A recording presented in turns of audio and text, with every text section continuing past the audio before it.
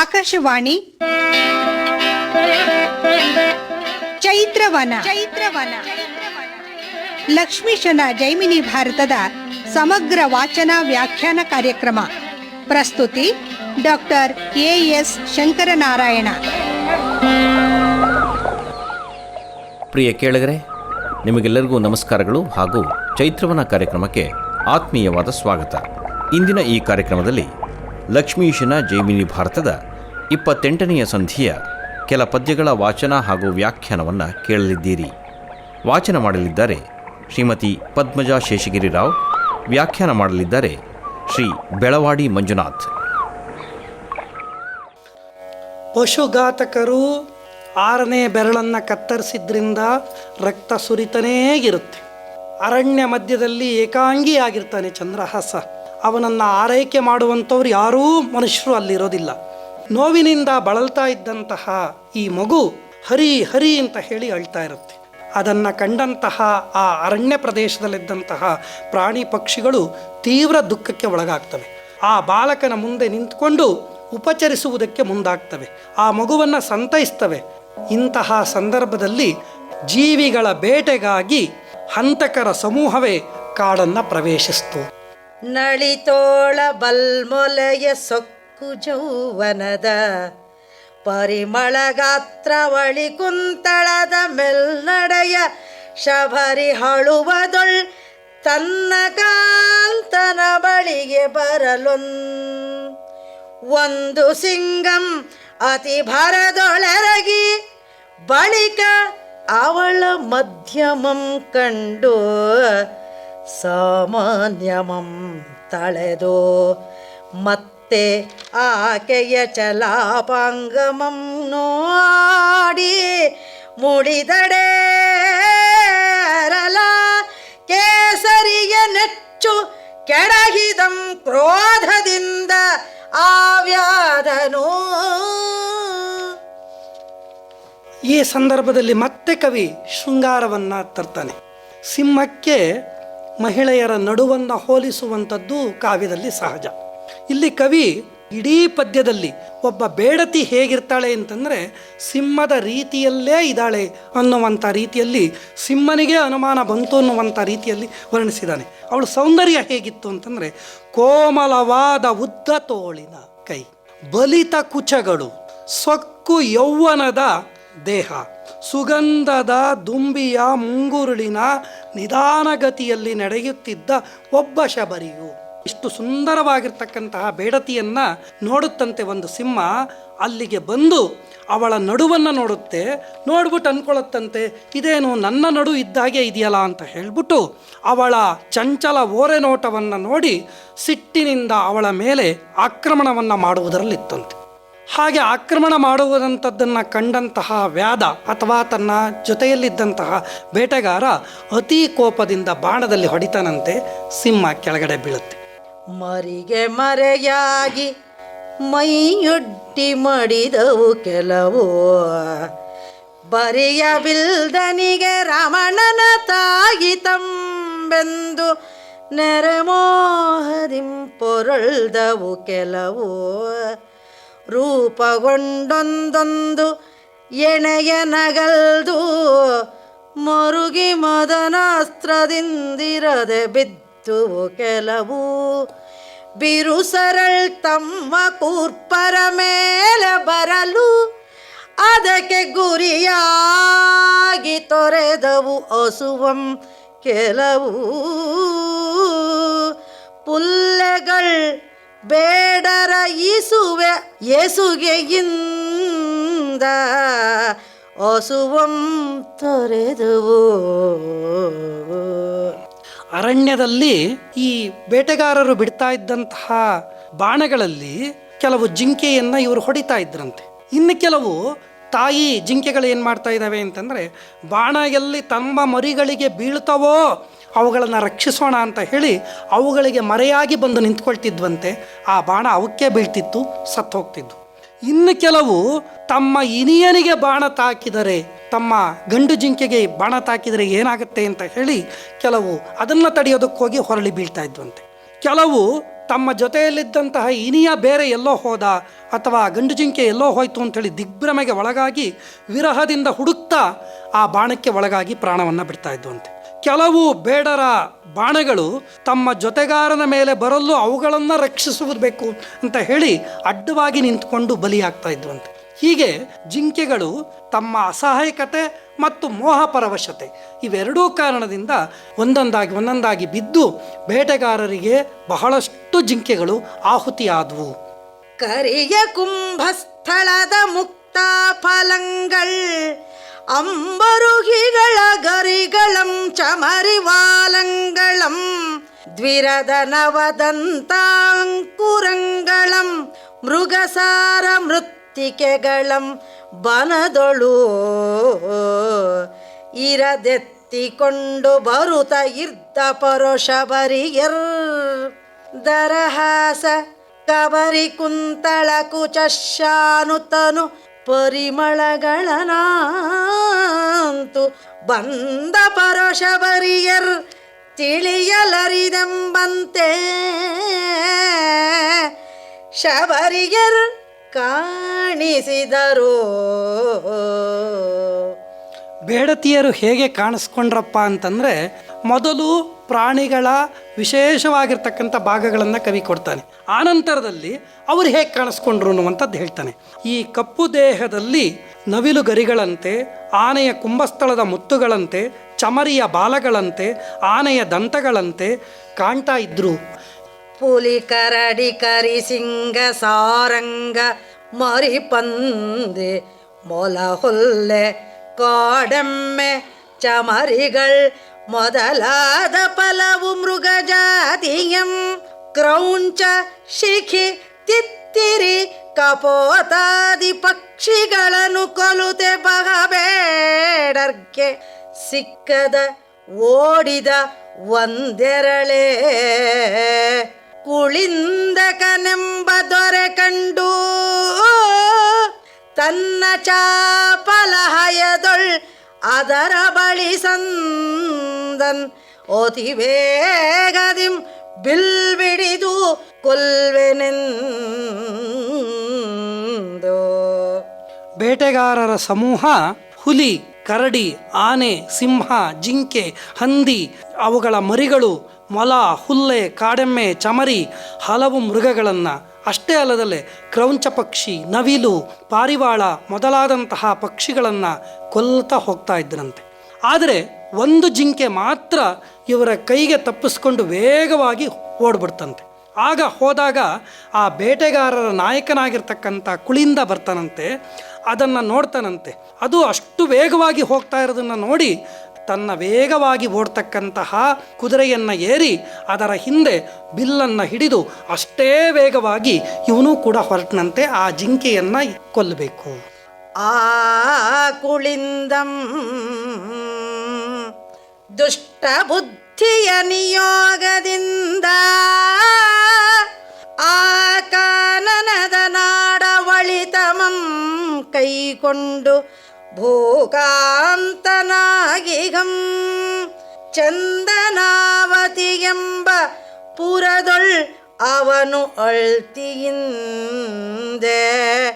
ಭೂಕಾಂತನಾಗಿಗಂ ಈ ಕಿರಾತ ಪ್ರಕರದೊಡನೆ ಪೊರಮೊಟ್ಟು ಮೃಗಯ ಕಾಮನಾಗಿ ಬಂದು ಇರ್ತವಂ ಸಿಡಿದು ಓಡುವ ಆ ಕುರಂಗದ ಬೆನ್ನನೈದಿದ ತೇಜಿಯ ಜವ ಗಾಳಿಯಂ ಮುಂಚಲು. ಆ ಬೇಟೆಗಾರರ ಗುಂಪಿನ ನಾಯಕ ಕುಳಿಂದ. ಅವನು ಕೇವಲ ಬೇಟೆಗಾರನಲ್ಲ, ದುಷ್ಟಬುದ್ಧಿ ಎನ್ನುವಂತಹ ಮಹಾಮಂತ್ರಿಯ ಆಜ್ಞೆಯಂತೆ ಆ ಚಂದನಾವತಿ ಎನ್ನುವಂತಹ ವನಪ್ರದೇಶವನ್ನು ಆಳ್ತಾ ಇದ್ದಂತಹ ಒಬ್ಬ ಸಾಮಂತ ರಾಜ. ಹಾಗೆ ಆ ರಾಜನಾಗಿದ್ದಂಥವನು ಈ ಬೇಟೆಗಾರರ ಗುಂಪಿನ ಜೊತೆಯಲ್ಲಿ ತಾನು ಬೇಟೆಯಾಡೋದಕ್ಕೆ ಬಂದಿರ್ತಾನೆ. ಆ ಜಿಂಕೆಯನ್ನು ಹಿಡಿದು ತಾನು ಬೇಟೆ ಆಡಲೇಬೇಕು ಅಂತ ಹೇಳಿ ಅದರ ಬೆನ್ನತ್ತಿ ಹೋಗ್ತಾನಂತೆ. ಎಷ್ಟು ವೇಗವಾಗಿ ಹೋಗ್ತಾನೆ ಅಂತಂದರೆ ಅವನ ಕುದುರೆಯ ವೇಗ ಗಾಳಿಯ ವೇಗವನ್ನೂ ಕೂಡ ಮೀರಿಸಿತ್ತು. ಆ ರೀತಿಯಲ್ಲಿ ಆ ಜಿಂಕೆಯನ್ನು ಹಿಂಬಾಲಿಸಿದ.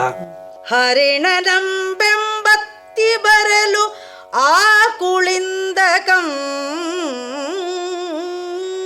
ಹರಿಯನೇ ಜಪಿಸುತ್ತ ಅಳುತಿಹ ಬಾಲನಂ ಕಂಡು ಹರಿಯನು ಅಲ್ಲಿಗೆ ನಿಲ್ಲಿಸಿ ನೋಡಿ ನಿಜ ಶಿರವನಲ್ಲಾಡಿ ತಾಂ ಮೃಗದ ಕೊಲೆಗೆ ಹರಿತಂದ ಪಾಪಂ ಅತಿ ಪುಣ್ಯಂ ಒದಗಿಸಿತು ಸುವಿಹರಿಸುವಡೆ ಶಿವ ಶಿವ ಪೊಸತು ಎಂದು ಹರ್ಷದ ಲಹರಿಯುಳು ಓಲಾಡಿದಂ ಕಡವರವನೆಡಹಿ ಸಂಧಿಸಿದ ಕಡುಬಡವನಂತೆ ಹರ್ಷದ ಲಹರಿಗಳು ಕುಳಿಂದಕಂ ಓಲಾಡಿದಂ. ಆ ವೇಗವಾಗಿ ಹೋಗುವಂಥ ಜಿಂಕೆಯನ್ನು ಬೆನ್ನತ್ತಿ ಹೋದಂತಹ ಕುಳಿಂದ ಅಲ್ಲಿ ಕಾಣ್ತಕ್ಕಂಥದ್ದು ಜಿಂಕೆ ಅಲ್ಲ, ಅಲ್ಲಿ ಹರಿನಾಮವನ್ನೇ ಜಪಿಸ್ತಾ ಇದ್ದಂತಹ ಒಬ್ಬ ಬಾಲಕನನ್ನು ಕಾಣ್ತಾನೆ. ಅವನು ಮನಸ್ಸಿನಲ್ಲಿ ಯೋಚನೆ ಮಾಡ್ತಾನೆ, ನಾನು ಜಿಂಕೆಯನ್ನು ಕೊಲ್ಲುವಂತಹ ಪಾಪದ ಕೆಲಸಕ್ಕೆ ಇಲ್ಲಿಗೆ ಬಂದೆ. ವೇಗವಾಗಿ ಬಂದಿದ್ದು ಅದು ಅಷ್ಟೇ ಅತಿಶಯವಾಗಿರ್ತಕ್ಕಂಥ ಪುಣ್ಯವನ್ನು ನನಗೆ ಒದಗಿಸಿದೆ. ಯಾಕೆ ಅಂತಂದರೆ ಕುಳಿಂದನಿಗೆ ಮಕ್ಕಳಿರೋದಿಲ್ಲ. ಬಂದಂತಹ ಕುಳಿಂದ ಆ ಬಾಲಕನನ್ನು ನೋಡಿದ್ದು ಹೇಗಾಯಿತು ಅಂತಂದರೆ, ಏನೂ ಗತಿ ಇಲ್ಲ ದಿಕ್ಕಿಲ್ಲ ಅನ್ನುವಂಥ ಒಬ್ಬ ಬಡವನಿಗೆ ಒಂದು ನಿಧಿ ಸಿಕ್ಕಿದರೆ ಎಷ್ಟು ಸಂಭ್ರಮ ಆಗ್ಬೋದೋ ಹಾಗೆ ಆ ಮಕ್ಕಳಿಲ್ಲದಂತಹ ಕುಳಿಂದನಿಗೆ ಆ ಹರಿನಾಮ ಸ್ಮರಣೆ ಮಾಡ್ತಾ ಇದ್ದಂತಹ ಬಾಲಕ ಕಂಡದ್ದು ಅಷ್ಟು ಸಂತೋಷವಾಯಿತು. ಇಳಿದು ನಿಜವಾಜಿಯಂ ಸಾರ್ದು ಮೈದಡವಿ ಬರಸೆಳೆದು ಬಿಗಿಯಪ್ಪಿ ಕಂಬನಿದೊಡೆದು ಕೂಡೆ ಸಕ್ಕಳೆಯ ನೀರಿಂದ ಕಾಲ್ದುದಿಯೊಳ್ ಬಸಿವ ನೆತ್ತರಂ ತೊಳೆದು ಮೋಹದಿಂದೆ ಗಳದೊಳುಪ್ಪುವ ಗದ್ಗದಂಗಳಂ ಸೈತಿಟ್ಟು ತಿಳಿಪಿ ಲಾಲಿಸಿದಂ ಕುಳಿಂದಗಂ ಸೌಭಾಗ್ಯ ನಿಳಯದ ಅರಕೆಯ ವಸುವನು ಒದವಿದ ಅಗ್ಗದ ಪುಣ್ಯದ ಒಡಲಸುವನು ಆಶಿಷುವನು ಲಾಲಿಸಿದಂ ಕುಳಿಂದಗಂ. ವೇಗವಾಗಿರ್ತಕ್ಕಂಥ ಜಿಂಕೆಯನ್ನು ಓಡಿಸಿಕೊಂಡು ಬಂದಂತಹ ಕುಳಿಂದ ಹರಿನಾಮ ಸ್ಮರಣೆಯನ್ನು ಮಾಡ್ತಾ ಇದ್ದಂತಹ ಏಕಾಂಗಿಯಾದ ಬಾಲಕನನ್ನು ಕಾಣ್ತಾನೆ. ತನ್ನ ಕುದುರೆಯನ್ನು ನಿಲ್ಲಿಸ್ತಾನೆ, ಕುದುರೆಯಿಂದ ಇಳಿತಾನೆ. ಆ ಬಾಲಕನ ಹತ್ತಿರಕ್ಕೆ ಹೋಗಿ ಅವನ ಮೈ ದಡುತ್ತಾನೆ. ಅವನನ್ನು ಹತ್ತಿರಕ್ಕೆ ಎಳ್ಕೊಂಡು ಬಿಗಿದಪ್ಕೊಳ್ತಾನೆ. ಅವನ ಕಣ್ಣೊರೆಸಿ ಚರ್ಮದ ಚೀಲದಲ್ಲಿದ್ದ ನೀರಿನಿಂದ ಅವನ ಎಡಗಾಲ ತುದಿಯನ್ನು ಸುರಿಯುತ್ತಿದ್ದ ರಕ್ತವನ್ನು ತೊಳೆದು ಕಳೆದನು. ಮಗುವಿನ ಗದ್ಗದ ಕಂಠದಿಂದ ಬರುತ್ತಿದ್ದ ಧ್ವನಿಯನ್ನು ನಿಲ್ಲಿಸಿ ಪುಣ್ಯದ ಸಾಕಾರ ಮೂರ್ತಿಯಂತಿದ್ದ ಆ ಬಾಲಕನನ್ನು ಬಿಗಿದಪ್ಪಿ ಪ್ರೀತಿಸಿ ಮುದ್ದಿಸಿ ಅವನನ್ನು ಎತ್ಕೊಂಡು ಬರೋದಕ್ಕೆ ಹೊರಡ್ತಾನೆ. ಎಡಬಲದೊಳಿಗ ತನ್ನವರೊಳು ಆ ಕುಳಿಂದಕಂ ನುಡಿದನು. ಈ ಬಾಲಕಂ ತನ್ನ ತಾಯಿ ತಂದೆಗಳನ್ನು ಒಡ ಹುಟ್ಟಿದವರ ಹಂಬಲಿಸದೆ ಮುರಾರಿಗಂ ನೆನೆವನು. ಅದರಿಂದ ಇವಂಗೆ ಒಡೆಯನು ಅಚ್ಯುತನಾದ ಕಾರಣಂ ಮೃತನಾಗದೆ ಅಡವಿಯೊಳ್ ಜೀವಿಸಿದನು. ಎಲ್ಲರ್ಗೆ ತನುಜರಂ ಕುಡುವವಂ ಕೃಷ್ಣನೈಸಲೇ ತನಗೆ ಮಕ್ಕಳಿಲ್ಲ ಈತನೆ ಸುತನ್ ಎಂದನು ಮುರಾರಿಗಂ ನೆನೆವನು. ಈ ಬಾಲಕ ತನ್ನ ತಂದೆ ತಾಯಿಯನ್ನು ಒಡ ಹುಟ್ಟಿದವರನ್ನು ನೆನೆಯದೆ ಶ್ರೀಹರಿಯನ್ನು ನೆನೆಯುತ್ತಿದ್ದಾನೆ.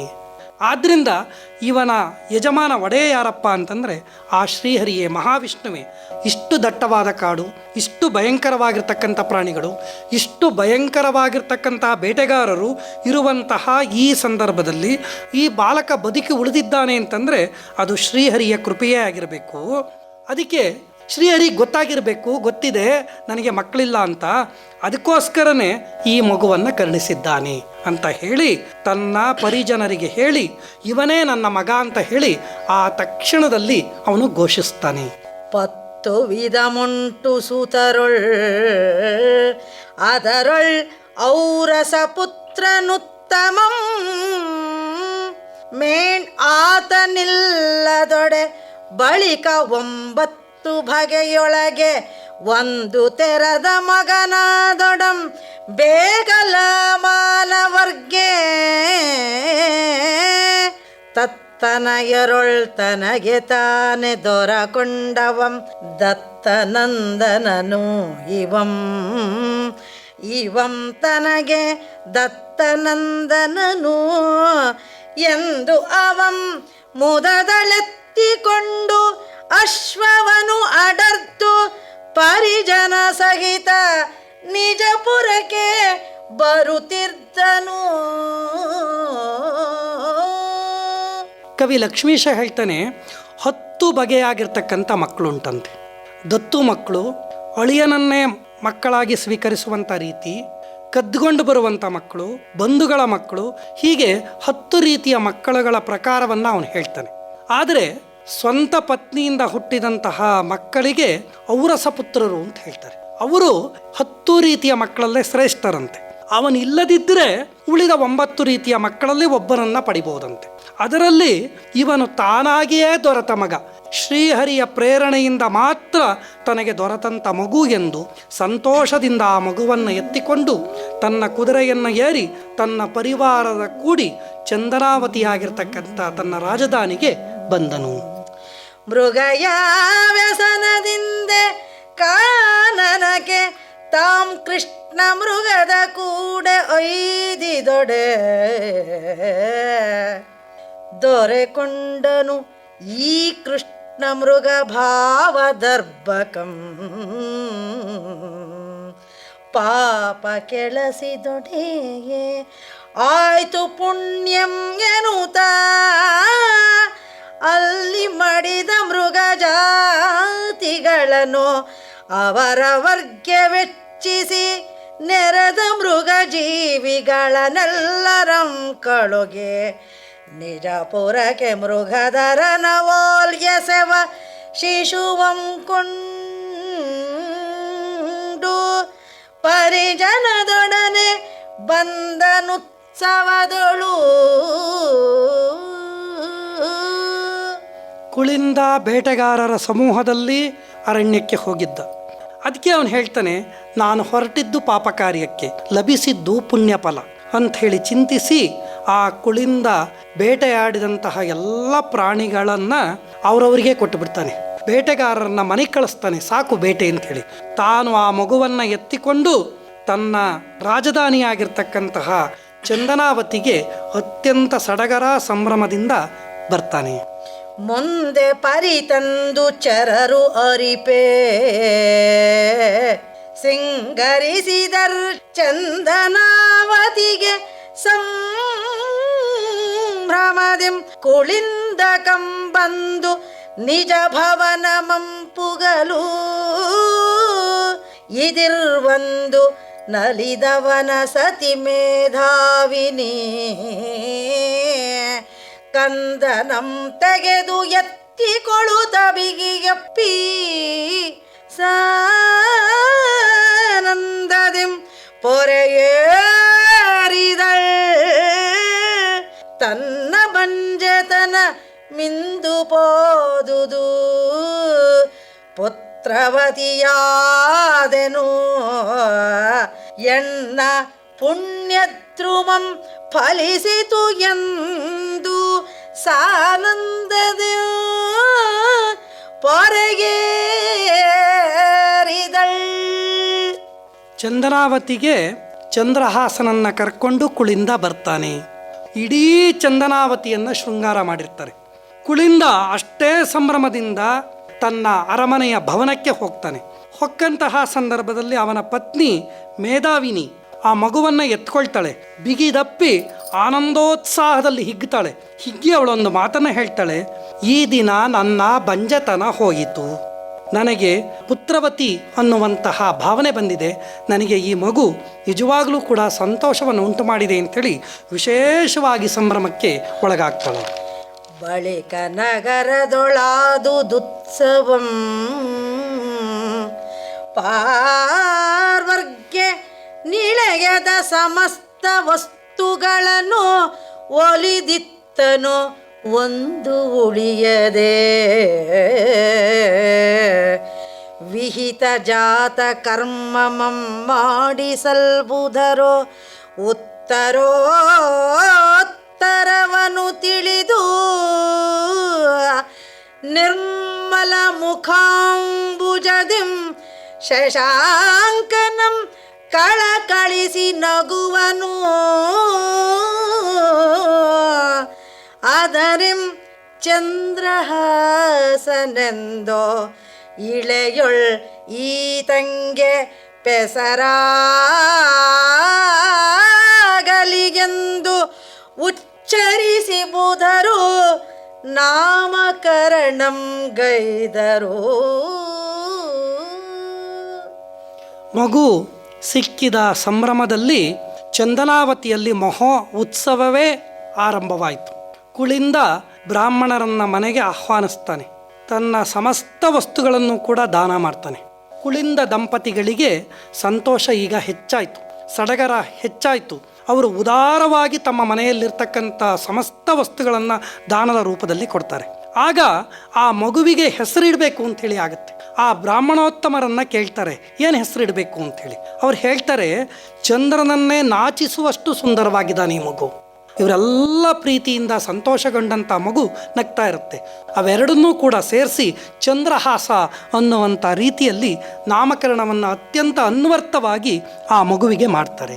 ಪೊಸುಳೆತನದಂದಿಂದೆ ವೃದ್ಧಾಪ್ಯದನ್ನಿಗಂ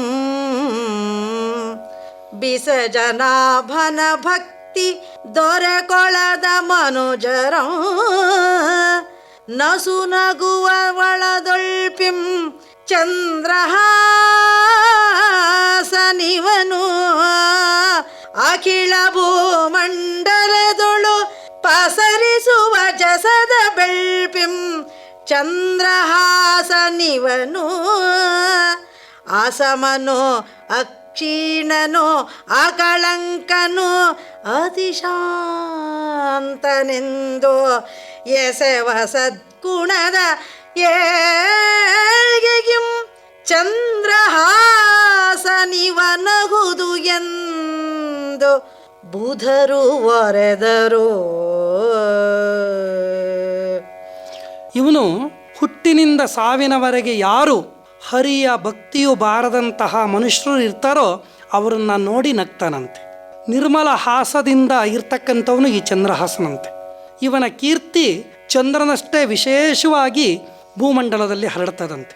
ಇವನಿಗೆ ಕಳಂಕ ಇಲ್ಲವಂತೆ, ಇವನು ಕ್ಷೀಣಿಸುವುದಿಲ್ಲವಂತೆ, ಅತಿ ಶಾಂತ ಸ್ವಭಾವದವನಂತೆ, ಚಂದ್ರನಂತೆ ಬೆಳದಿಂಗಳನ್ನು ಕೊಡುವಂತಹ ನಗುಮೊಗದವನಂತೆ, ಅವನಷ್ಟೇ ತಾಳ್ಮೆ ಮತ್ತು ಶಾಂತಿ ಉಳ್ಳವನಂತೆ. ಹಾಗಾಗಿ ಇವನಿಗೆ ಚಂದ್ರಹಾಸ ಅನ್ನುವಂಥ ನಾಮ ಅನ್ವರ್ಥವಾಗ್ತದೆ. ಕೇವಲ ಸೌಂದರ್ಯದಿಂದ ಮಾತ್ರವಲ್ಲ ಅಂಥೇಳಿ ಆ ಸೇರಿರ್ತಕ್ಕಂತಹ ವಿಬುಧರು ರಾಜನಿಗೆ ಮನವರಿಕೆಯನ್ನು ಮಾಡಿಕೊಡ್ತಾ ಇದ್ದಾರೆ. ಮಂಜು ಮಹಿಮಾಸ್ಪದಂ ಚಾರು ವೃತ್ತಂ ಕಲಾಪುಂಜಂ ಸದಾ ನಭೋಗಂ ಕುವಲಯ ಪ್ರಿಯಂ ರಂಜಿಸುವ ರಾಜನು ಎನ್ನವಲ್ ಆದೊಡಂ ಮಿತ್ರತೇಜ ಕಳವಳಿದು ಬಗೆಯ ಭಂಜನೆಗೆ ಸಿಕ್ಕಿ ಬಡತನ ಒಟ್ಟು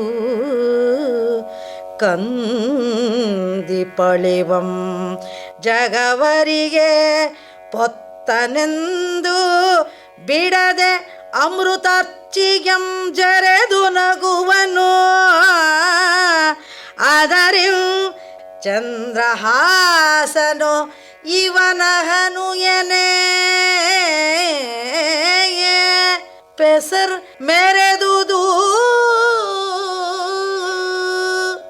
ಪೂರ್ಣಚಂದ್ರ ವೃತ್ತಾಕಾರವಾಗಿರುವಂತೆ ಇವನ ಮುಖವದನವೂ ಕೂಡ ವೃತ್ತಾಕಾರವಾಗಿದೆ. ಒಳ್ಳೆಯ ನಡತೆಯಿಂದ ಇವನು ಕೂಡಿದ್ದಾನೆ. ಚಂದ್ರನ ಸದಾ ಆಕಾಶದಲ್ಲಿ ಚಲಿಸುವಂತೆ ಇವನು ಭೂಮಂಡಲದಲ್ಲಿ ಚಲಿಸ್ತಾನೆ. ದಾನ ಭೋಗಗಳೆರಡರಲ್ಲೂ ಕೂಡ ನಿಷ್ಣಾತನಾಗಿದ್ದಾನೆ. ಚಂದ್ರನಾದರೂ ಕೂಡ ಸೂರ್ಯನಿಗೆ ಅಂಜಿ ಹಗಲ ವೇಳೆಯಲ್ಲಿ ಅವನು ಕಾಣಿಸ್ಕೊಳ್ಳೋದಿಲ್ಲ. ಇವನಿಗೆ ಸೂರ್ಯನ ಹೆದರಿಕೆಯೂ ಕೂಡ ಇಲ್ಲ. ಚಂದ್ರ ಶಾಪಗ್ರಸ್ತನಾಗಿ ತನ್ನ ಕಳೆಯನ್ನು ಕಳ್ಕೊಳ್ತಾನೆ. ಆದರೆ ಈ ಚಂದ್ರಹಾಸನಿಗೆ ಅಂತಹ ಯಾವ ಅಪಕೀರ್ತಿಯೂ ಇಲ್ಲ. ಆದುದರಿಂದ ಇವನು ಚಂದ್ರನನ್ನು ನೋಡಿ ನಗುತ್ತಿರುವಂತೆ ಚಂದ್ರಹಾಸನೆಂಬ ನಾಮ ಇವನಿಗೆ ಅತ್ಯಂತ ಅನ್ವರ್ಥವಾಗಿದೆ ಎನ್ನುವಂಥದ್ದನ್ನು ಮತ್ತೆ ಒತ್ತಿ ಹೇಳ್ತಾ ಇದ್ದಾರೆ ವಿಭುಧರು. ಕತ್ತಲೆಯ ಮನೆಗೆ ಮಣಿದೀಪ ಮಾದಂತೆ ಸಲೆಬತ್ತಿದ ಸರೋವರಕ್ಕೆ ನವಜಲಂ ಒದವಿದಂತೆ ಬಿತ್ತರದ ಕಾವ್ಯ ರಚನೆಗೆ ದೇವತಾಸ್ತುತಿ ನೆಗಳ್ದಂತೆ ಭೂತಳದೊಳು ಮತ್ತೆ ಸಂತಾನಮಿಲ್ಲದ ಕುಳಿಂದನ ಬಾಳ್ಕೆಗೆ ಉತ್ತಮ ಕುಮಾರನಾದಂ ಚಂದ್ರಹಾಸನೆನಲು ಉತ್ತರೋತ್ತರಂ ಅಪ್ಪುದಚ್ಚರಿಗೆ ಸುರಪುರದ ಲಕ್ಷ್ಮೀವರನ ಭಕ್ತರು ಉತ್ತರೋತ್ತರಮಪ್ಪುದು ಅಚ್ಚರಿಯೇ. ಚಂದ್ರಹಾಸನ ವೈಶಿಷ್ಟ್ಯವನ್ನು ಕವಿ ಎಷ್ಟು ಚೆನ್ನಾಗಿ ಹೇಳಿದ್ದಾನೆ ಅಂತಂದರೆ, ಕತ್ತಲು ಕವಿದಿದ್ದ ಮನೆಗೆ ಮಣಿದೀಪವಾದಂತೆ. ಮಕ್ಕಳಿಲ್ಲದೆ ಬಂಜತನದಿಂದ ನೆರಳುತ್ತಿದ್ದ ಮೇಧನಾವತಿಗೆ, ಮಕ್ಕಳಿಲ್ಲದೆ ಕೊರಗುತ್ತಿದ್ದ ತನ್ನ ಉತ್ತರಾಧಿಕಾರಿ ಯಾರು ಅಂತೇಳಿ ಚಿಂತಿಸುತ್ತಿದ್ದಂಥ ಕುಳಿಂದನ ಮನೆಗೆ ಮಣಿದೀಪವಾದಂತೆ ಈ ಬಾಲಕ ಸಿಕ್ಕದ. ಅದನ್ನು ಕವಿ ಉಪಮೆಯಿಂದ ಹೇಳ್ತಾನೆ, ಒಣಗಿದ ಸರೋವರಕ್ಕೆ ಹೊಸ ನೀರು ಬಂದು ಸೇರುವಂತೆ. ಸರೋವರ ಒಣಗಿ ಬತ್ತಿ ಹೋಯ್ತು ಅಂತಂದಾಗ ಹೊಸ ನೀರು ಇದ್ದಕ್ಕಿದ್ದ ಹಾಗೆ ಬಂದಂತೆ. ಮತ್ತೆ ಹೇಳ್ತಾನೆ, ಒಂದು ಕಾವ್ಯ ಅನ್ಬೇಕಾದ್ರೆ ದೇವಸ್ತುತಿ ಇದ್ದರೆ ಮಾತ್ರ ಅದು ಶೋಭಿಸುತ್ತಂತೆ. ಕುಳಿಂದನಿಗೆ ಬಾಲಕ ಚಂದ್ರಹಾಸ ಸಿಕ್ಕಿದ್ದು ಅವನ ಜೀವನ ಅನ್ನುವಂಥ ಕಾವ್ಯಕ್ಕೆ ದೇವಸ್ತುತಿಯನ್ನು ಬರೆದಂತಾಯ್ತಂತೆ. ಮಕ್ಕಳಿಲ್ಲದ ಕುಳಿಂದನ ಬಾಳಿಗೆ ಉತ್ತಮನಾದ ಚಂದ್ರಹಾಸನು ಮಗನಾದನು. ಆಗ ಹೇಳ್ತಾನೆ ಕವಿ, ದೇವಪುರದ ಲಕ್ಷ್ಮೀಕಾಂತ ಸ್ವಾಮಿಯು ಭಕ್ತರಿಗೆ ಉತ್ತರೋತ್ತರವಾಗಿ ಸಮಸ್ತ ಸನ್ಮಂಗಲವನ್ನು ಉಂಟು ಮಾಡುವುದು ಆಶ್ಚರ್ಯವೇ. ಹಾಗಾಗಿ ವಿಷ್ಣುವಿನ ಭಕ್ತನಾಗಿರ್ತಕ್ಕಂತಹ ಕುಳಿಂದನಿಗೆ ಅಂಥದ್ದೇ ಭಕ್ತನಾಗಿರ್ತಕ್ಕಂಥ ಚಂದ್ರಹಾಸ ಸಿಕ್ಕಿ ಭಕ್ತಿಯ ಸಾತತ್ಯವನ್ನು ಮುಂದುವರಿಸುವಂತಹ ಈ ಕುಟುಂಬಕ್ಕೆ ಲಕ್ಷ್ಮೀಪುರದ ಈ ಲಕ್ಷ್ಮೀಶ ಒಂದು ಸನ್ಮಂಗಲವನ್ನು ಉಂಟು ಮಾಡಿದ್ದಾನೆ ಅಂತ ಹೇಳಿ ಇಲ್ಲಿಗೆ 28ನೇ ಆಶ್ವಾಸ ಮುಕ್ತಾಯವಾಗ್ತದೆ. ಇದುವರೆಗೆ ಲಕ್ಷ್ಮೀಶನ ಜೈಮಿನಿ ಭಾರತದ 28ನೆಯ ಸಂಧಿಯ ಕೆಲ ಪದ್ಯಗಳ ವಾಚನ ಹಾಗೂ ವ್ಯಾಖ್ಯಾನವನ್ನು ಕೇಳಿದಿರಿ.